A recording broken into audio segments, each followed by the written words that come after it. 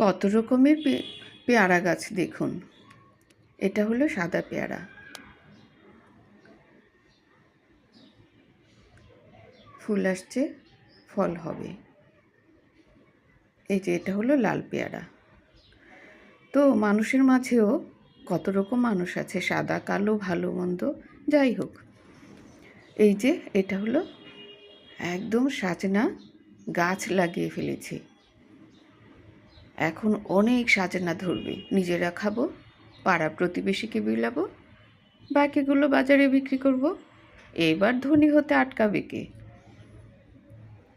কচু শাকও লাগিয়েছি, কচু গাছ,